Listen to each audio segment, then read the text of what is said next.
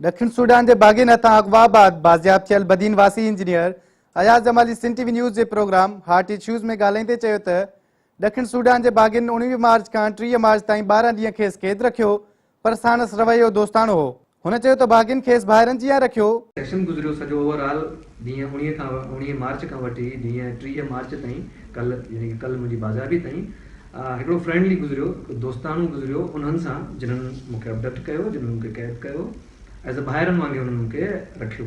हू हुकूमत पाकिस्तान, पंजाब सरकार, बिलावल भुट्टो ज़रदारी, पीपी सेनेटर आजिज़ दामरा, सिंध टीवी न्यूज़ ऐं ॿियनि जो थोराइतो आहे जन संदसि बाज़ियाबी लाइ कोशिशि कई। थोराइतो आहियां तव्हांजे रेफरेंस सां, तव्हांजे प्लेटफॉर्म तां थोराइतो आहियां सीएम पंजाब मोहतरम मियां नवाज़ शहबाज शरीफ साहब जिन जो जिन्हनि मुंहिंजे लाइ एतिरा एफर्ट्स वरिता, जंहिंजी न्यूज़ मूंखे उते पुगी। अयाज जमाली चयो त अगवा कंदड़ खेसि समूरियुनि कोशिशुनि खां बाख़बर रखंदा हुआ, एसी ताईं जो मीडिया में आयल ख़बरुनि बाबति बि खेसि ॿुधाईंदा हुआ।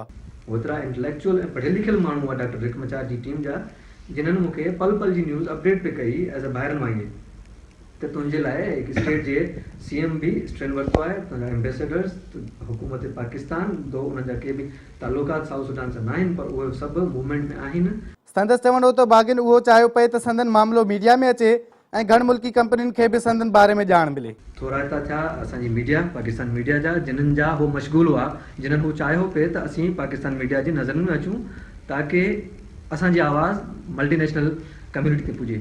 अयाज जमाली ॿुधाए त खेसि अगवा करण जो मक़सदु उहो ई हो त हुननि चाहियो पए त घण मुल्की कंपनियूं संदन इलाइक़े ॾांहुं न अचनि, छाकाणि त सूडान हुकूमत तेल जी आमदनी मां हथियार ख़रीद करे संदन ख़िलाफ़ इस्तेमालु करे थी ऐं हू अमुन चाहिनि था। त उन्हनि जो फ़क़ति मक़सदु इहो हो त असां मैसेज तव्हांखे कन्वे करणु चाहियूं पिया इंटरनेशनल कम्युनिटी खे, ओवरऑल बरादरी खे, त असांजो कंहिं बि इंटरनेशनल कम्युनिटी सां कोई बि मसइलो न आहे। असां हिननि दोस्तनि खे खयों, ही सेफ साउंड सिचुएशन कंडीशन में असां वटि महफ़ूज़ आहिनि। इंजीनियर्स जेके मैनेजर्स कमु पिया कनि साउथ सुडान में, उन्हनि खे मुतहद कयो त उहे साउथ सुडान न अचनि।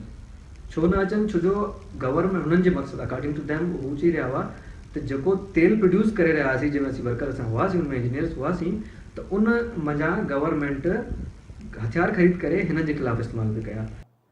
बदीन सां तालुक़ु रखंदड़ पेट्रोलियम इंजीनियर अयाज जमाली चयो त बागिन चाहियो पए त जेसि ताईं इलाइक़े में अमुन थिए तेसि ताईं परॾेही कंपनियूं पंहिंजा माण्हू उन इलाइक़े में न मोकिलीनि। इंटरनेशनल कम्युनिटी खे चवणु बि चाहियो त महिरबानी करे तव्हां पंहिंजे माण्हुनि खे तेसीं ताईं न मोकिलियो जेसीं ताईं पीस नथो अचे।